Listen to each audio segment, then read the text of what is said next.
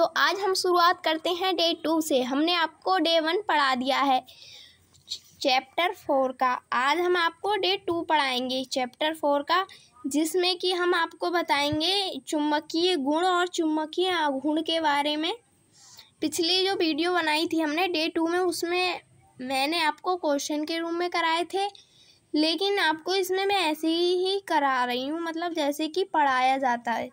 तो इसमें पहला टॉपिक दिया गया है, पाठ का नाम तो आप जानते ही हो, पाठ का नाम है डी तथा एफ ब्लॉक के तत्व। हमने कल आपको डी ब्लॉक के तत्वों के बारे में बता दिया है और कुछ क्वेश्चन भी बता दिए थे।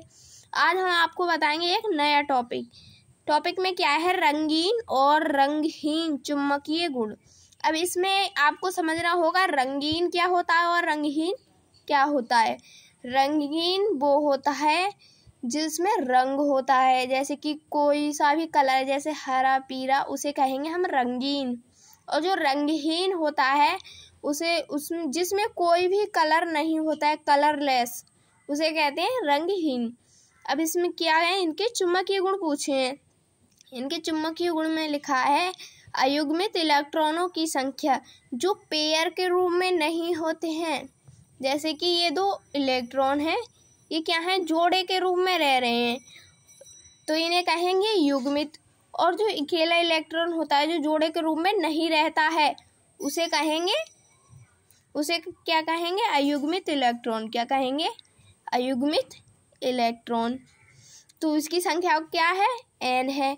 तो लिखते हैं यदि n बराबर 0, अगर हम n बराबर अयुग्मित इलेक्ट्रॉनों की संख्या 0 लिखेंगे तो क्या होगा, तो रंगहीन प्रतिचुंबकीय होगा। अगर 0 लिखेंगे तो क्या होगा, रंगहीन प्रतिचुंबकीय, मतलब कलरलेस, जिसका कलरलेस नहीं, रंग नहीं हो। यदि हम n बराबर 0 नहीं रखें, मतलब 0 नहीं रखें, उसकी जगह 1 2 3 में से कुछ भी हम लिख सकते हैं, तो क्या होगा, तो रंगीन व अनुचुंबकीय होगा। 1 2 3 लिखेंगे तो क्या होगा, रंगीन व अनुचुंबकीय। और यहाँ पर आप नोट कर लिख लेना चुंबकीय आघूर्ण।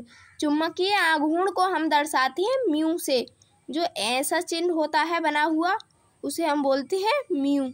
तो क्या है इसका सूत्र, म्यू बराबर √n+2 क्या है, bm, बोर मास।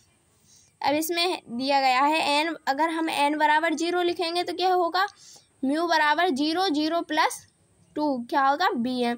तो क्या होगा, जहाँ 0 हो तो यहाँ पर भी क्या आएगा, 0 आएगा।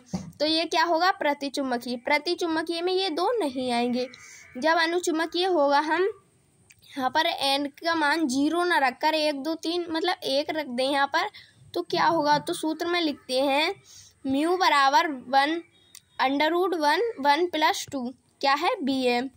अब इसमें 1 और 2 जब मिलेंगे, इसमें ये क्या हो जाते हैं, जुड़ जाते हैं, तो क्या होंगे, 3 होंगे। तो इसका क्या होगा, √3 bm।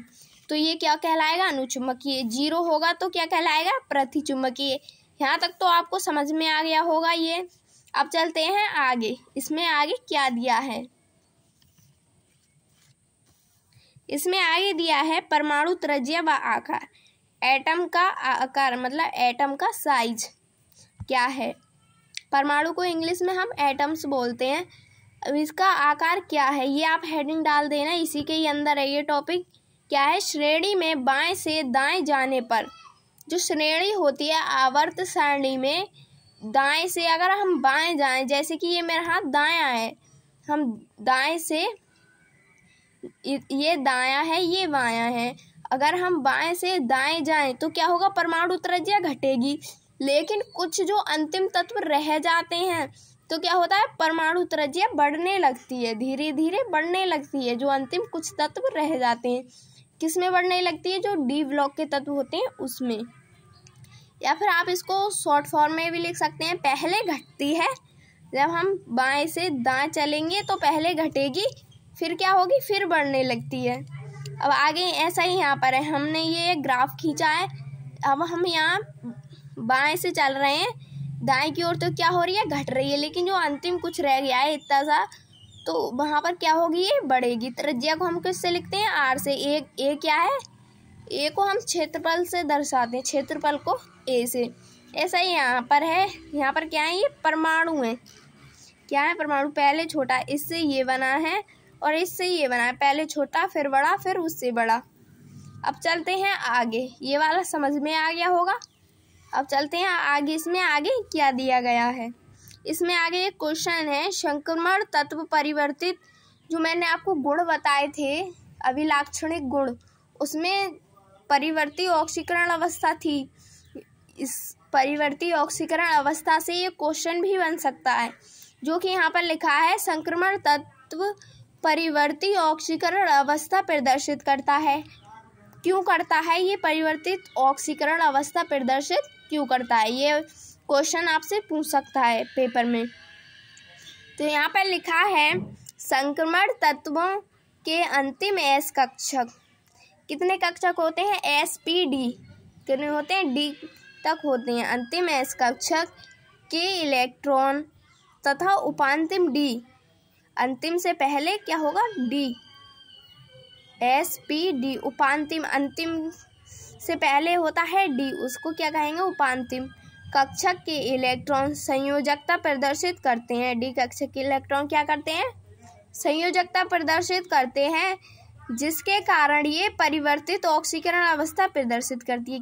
किसके कारण करती है, डी कक्षक के इलेक्ट्रॉन के कारण, जो कि क्या करते हैं, संयोजकता। अब आगे दिया गया है, डी कक्षक में अयुग्मित इलेक्ट्रॉन की संख्या, जो युग्मित नहीं होती है उसकी संख्या जितनी अधिक होती है उतनी ही वह ऑक्सीकरण अवस्था भी प्रदर्शित करता है। मतलब जो डी कक्षक है उसमें क्या होगी, अयुग्मित इलेक्ट्रॉनों की संख्या, जो जोड़े में नहीं होता है उसे हम बोलते हैं अयुग्मित इलेक्ट्रॉनों की संख्या जितनी ही अधिक होती है उतनी ही वह ऑक्सीकरण अवस्था प्रदर्शित करती है, जितनी अधिक होती है उतनी ही ऑक्सीकरण अवस्था प्रदर्शित करेगी।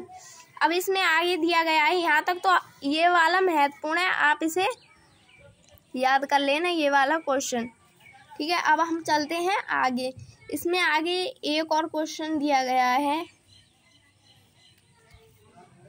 इसमें ये वाला क्वेश्चन दिया है, संक्रमण तत्वों में परमाणु त्रिज्या की आवर्धता समझाइए। यह ऐसे लिखकर आपसे क्वेश्चन पूछ लेगा, और ऐसे नहीं लिखा पेपर में तो ऐसे लिखकर पूछ लेगा। ये लिखा है, प्रथम संक्रमण श्रेणी के तत्वों में बाएं से दाएं जाने पर उनकी परमाणु त्रिज्या पहले कम होती है।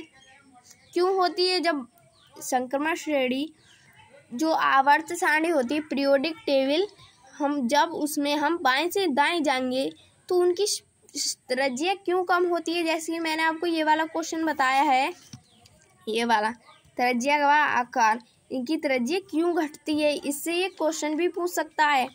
यहाँ पर हमने लिखा है, किसी संक्रमण श्रेणी में बाएं से दाएं जाने पर परमाणु त्रिज्या पहले क्रम से घटेगी, मतलब पहले बिल्कुल क्रम से घटेगी, मतलब बीच में कहीं बढ़ना घटना ऐसे नहीं होगा।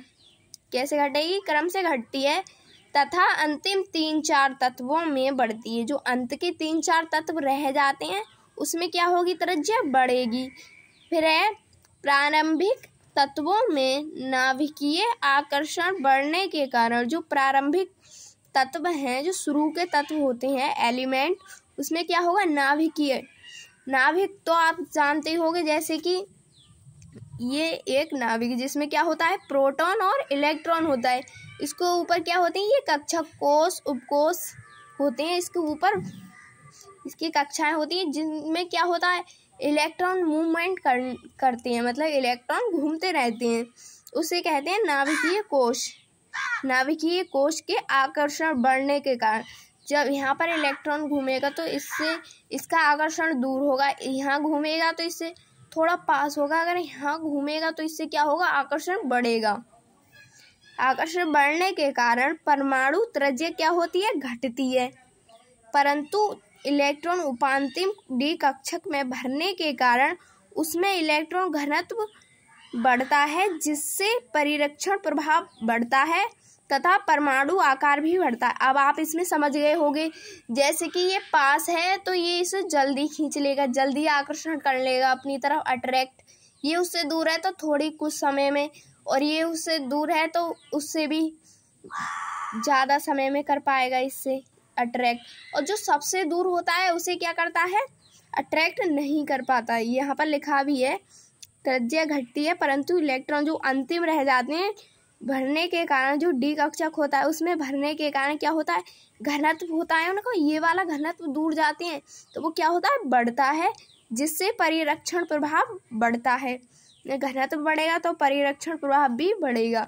तथा परमाणु आकार, जो परमाणु का आकार होता है, जैसे कि शुरू में परमाणु इतना हुआ, जब उससे दूर जाएगा, जब इससे दूर जाएगा तो यहाँ पर इतना बढ़ेगा। सॉरी, आप यहाँ ऐसे लिखो, शुरू में ये क्या है, तथा परमाणु आकार बढ़ता है। यहाँ पर छोटा है, यहाँ से जब दूर जाएगा तो क्या होगा, बढ़ जाएगा। जब यहाँ से दूर जाएगा क्या होगा, और भी ज़्यादा बढ़ जाएगा। ये वाला ही मैंने आपको उस वाले चित्र में बताया है। इस वाले में जब पास होगा तो छोटा होगा, जब इससे दूर जाएगा फिर बढ़ेगा, फिर इससे दूर जाएगा और ज़्यादा बढ़ता चला जाएगा। परिरक्षण प्रभाव, आप इसे बिल्कुल भी इग्नोर मत करना। ये जो परिरक्षण प्रभाव है, शील्डिंग इफेक्ट, इसे हम आपको कल की वीडियो में पढ़ाएंगे। अगर मैं आपको इस वीडियो में पढ़ाती तो बहुत ज़्यादा लंबा हो जाता, मतलब वीडियो ज़्यादा लंबी हो जाती, इसलिए मैं आपको जो क्वेश्चन बचे हुए रह गए हैं वो मैं आपको अगली वीडियो में पढ़ा दूँगी। उम्मीद है आपको यहाँ तक समझ में आ गया होगा। आपको ये वाला क्वेश्चन बिल्कुल भी मिस नहीं करना है, इग्नोर बिल्कुल भी नहीं करना है। इसे आपको बिल्कुल अपनी कॉपी में नोट कर कर लिखना है। अगर आपको ये अच्छा लगे तो हमारे चैनल को लाइक और सब्सक्राइब ज़रूर कर लेना, जिससे कि हमारी आने वाली वीडियो आपके पास ज़रूर पहुँचे। और वीडियो देखने के लिए थैंक यू।